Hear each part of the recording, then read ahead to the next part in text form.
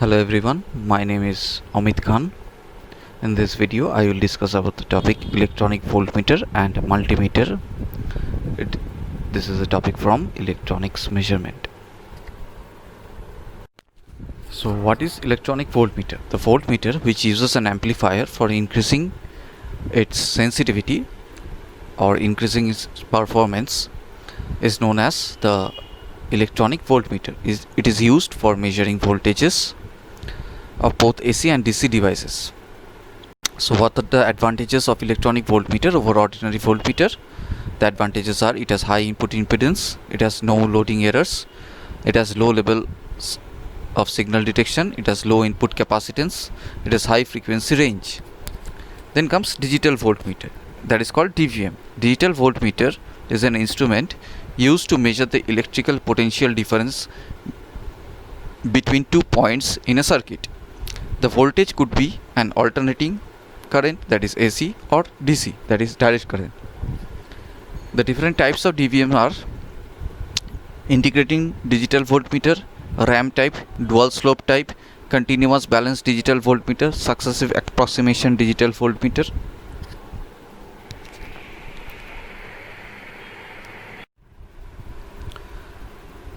Then comes digital voltmeter, DVM.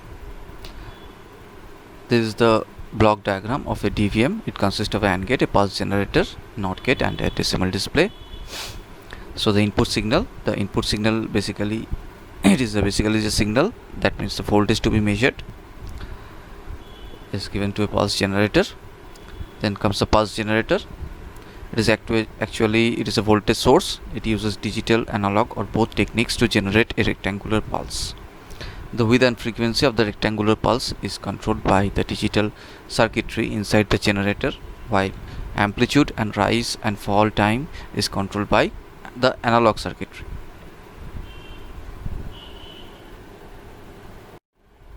Then comes the AND gate. It gives high output only when both the inputs are high. And then comes the NOT gate. It inverts the output of AND gate. And the last one is decimal display. It counts the number of impulses and hence the duration, and display the value of voltage on LED or LCD display after calibrating it. The working of a digital voltmeter, that means the working principle of a digital voltmeter. At first, the unknown voltage signal is fed to the pulse generator, which generates a pulse whose width is proportional to the input signal. Then the output of pulse generator is fed to one leg of the AND gate. Then the input signal to the other leg of the AND gate is a train of pulses.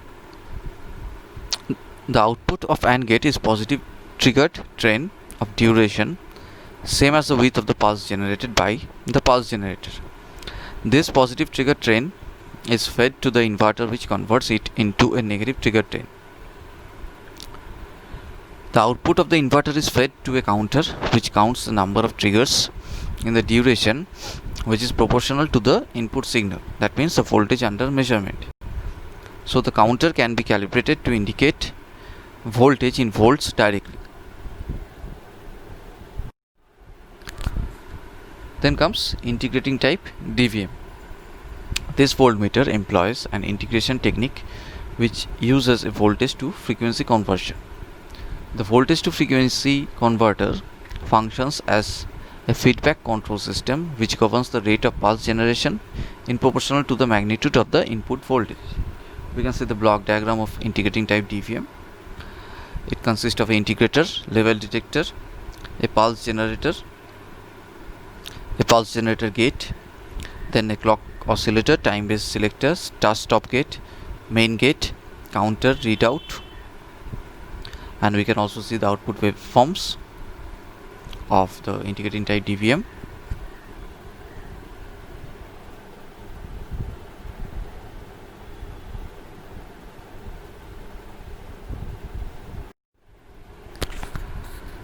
So when we employ the voltage to frequency conversion techniques, a train of pulses whose frequency depends upon the voltage being measured is generated.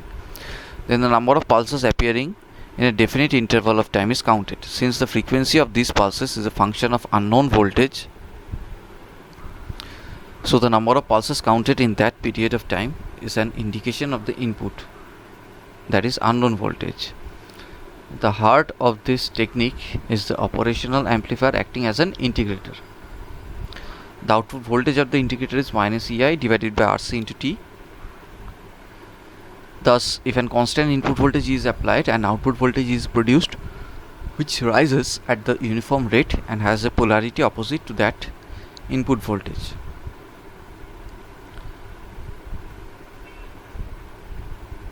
So it is clear from the above relationship that for a constant input voltage, the integrator produces a ramp output voltage of opposite polarity. The unknown voltage is applied to the input of the integrator and the output voltage starts to rise. The slope of output voltage is determined by the value of input voltage. This voltage is fed to a level detector and when voltage reaches a certain reference level, the detector sends a pulse to the pulse generator gate. Then the level detector is similar to a voltage comparator. The output voltage from the integrator is then compared with the fixed voltage of an internal reference source, and when voltage reaches that level, the detector produces an output pulse. So it is evident that greater the value of input voltage, the sharper will be the slope of output voltage, and quicker the output voltage will reach its reference level. The output pulse of the level detector opens the pulse level gate, permitting pulses from a fixed frequency clock oscillator to pass through pulse generator. The generator is a device such as a Smith trigger that produces an output pulse of fixed amplitude and width for every pulse is received. This output pulse, whose polarity is opposite to that of and has greater amplitude, is fed back of the input of the integrator. So no more pulses from the clock oscillator can pass through to trigger the pulse generator. So when the output voltage pulses from the pulse generator has passed, is registered to its original value and starts its rise again. When it reaches the level of reference voltage again, the pulse generator gate is opened. Then the pulse generator is triggered by a pulse from the clock generator and the entire cycle is repeated again. So the waveform of is a sawtooth wave whose time is dependent upon the value of output voltage, and the fail time is determined by the width of the output pulse from the pulse generator. So the frequency of the sawtooth wave is a function of the value of the voltage being measured.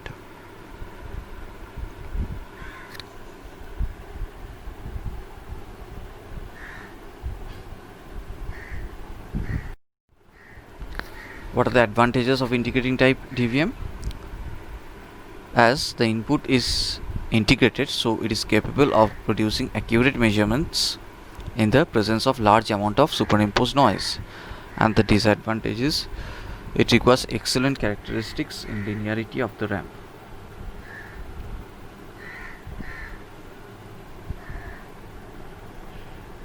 Then comes the successive approximation type DVM. The successive approximation type DVM is a special type of potentiometric DVM in which a digital divider is used in the place of linear divider. Here the servo motor is replaced by electromagnetic logic, and the comparator compares the output of digital to analog converter with the unknown voltage. The D2A converter successively generates the sequence of digits and the signal is sent to the output for display when the output of digital to analog converter becomes equal to the unknown voltage. The block diagram of successive approximation is given in the figure. So it is a special A to D conversion technique, that is analog to digital conversion technique, which is also known as binary regression. In the block diagram, we can see the comparator, which is used to compare the output of the digital to analog converter with unknown input voltage. Then the comparator output is given to the sequencer and the logic controller. The sequencer of code is generated by the sequencer, which is applied to the digital to analog converter, and the output of DAC is available at position 1, and the unknown voltage which is to be measured is available in position 2. So the logic control is used to drive the clock. The clock signal is used to connect the switch at position 1 or 2. The advantages of successive approximation types DVMs are: it is economical and the resolution is up to 5 important digits. The disadvantages of successive approximation DVM are: their incorrect reading is obtained when the noise signal is occurred. The accuracy of the whole system depends on accuracy of DA converter and accuracy of internal reference supply.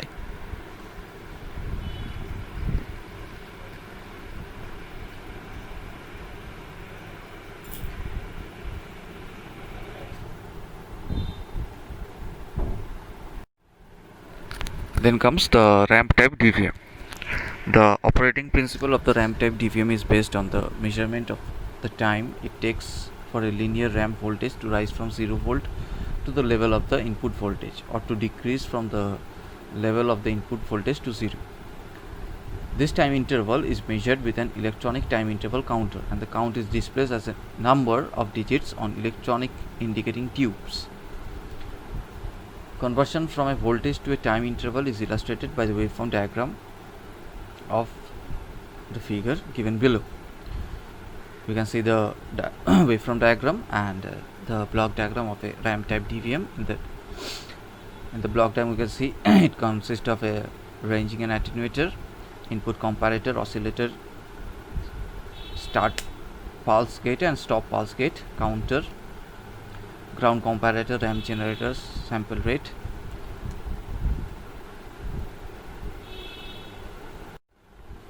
At the start of the measurement cycle, a ramp voltage is initiated. This voltage can be positive going or negative going. The negative going ramp is continuously, as shown in figure, is continuously compared with the unknown input voltage. At the instant that the ramp voltage equals to the unknown voltage, a coincidence circuit or comparator generates a pulse which opens the gate. This gate is shown in the block diagram of below figure. The ramp voltage continues to decrease with time until it finally reaches the 0 volt or ground potential, and second comparator generates an output pulse which closes the gate. An oscillator generates a clock pulses which are allowed to pass through the gate to a number of decade counting units, which totalize the number of pulses passed through the gate.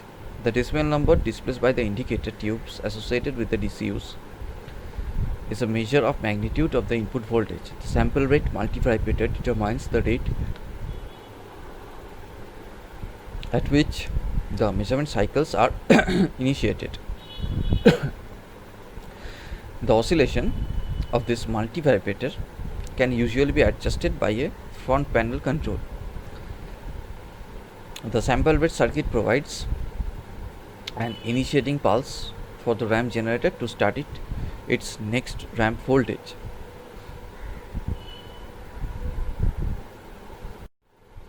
Then comes the dual slope type DVM.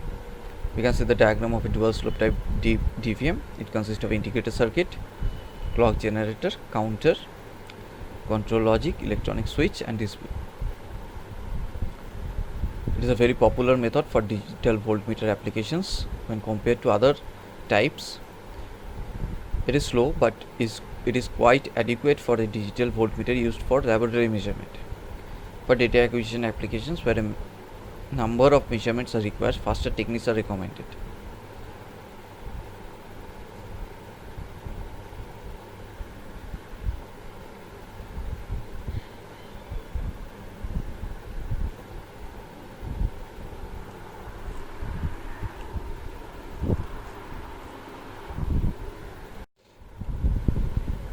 When a dual slope ADT converter is used for a DVM, the counters may be decayed rather than binary, and the segment and digit drivers may be contained in the chip.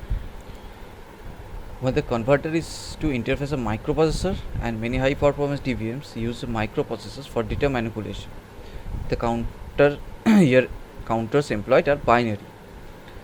So one significant enhancement made to the dual slope converter is automatic zero correction. As with any analog signal, amplifier offset voltage, offset currents and bias currents can cause errors. So in addition, the dual slope ADT converter, the leakage current of the capacitor can cause errors in the integration and consequently an error. The figure shows a method of counteracting these effects. The input of the converter is grounded, and the capacitor, the auto zero capacitor, is connected via an electronic switch to the output of the integrator. The feedback of the circuitry is such that the voltage at the integrator output is 0. So this effectively places an equivalent offset voltage on the automatic zero capacitor so that there is no integration. So when the conversion is made, this offset voltage is present to counteract the effects of the input circuitry offset voltage. This automatic zero function is performed before each conversion, so that changes in offset voltages and currents will be compensated. Then comes digital multimeter, DMM. The block diagram is shown in the figure. This consists of a signal conditioning block, an analog to digital converter, that is ADC, and a display unit. So the signal conditioning block, it converts the analog input signal or measured quantity to a DC voltage equivalent. The ADC translates this DC signal to digital form, and the display unit shows the resultant value with appropriate annunciation, such as measurement units of the original input signals. To measure the parameters such as AC or DC voltage, AC or DC current, resistance, frequency, temperature, etc., first these three inputs must be switched and conditioned to present an equivalent DC voltage of the appropriate range to the ADC. So for DC voltage measurement, wide range of DC voltage inputs are scaled to the limited range of ADC. A resistive divider and switch are used to do this. For AC voltage measurement, the signal is scaled and then converted to DC equivalent value before sending to ADC. And for DC and AC current measurement, it is necessary to convert the current at the input to a voltage for use by the ADC. This is done by a series of switched resistors called shunts.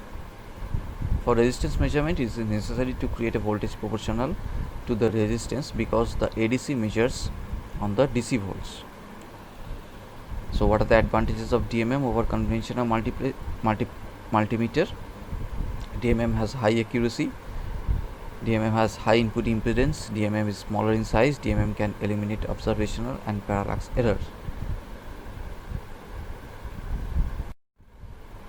Thank you for watching this video.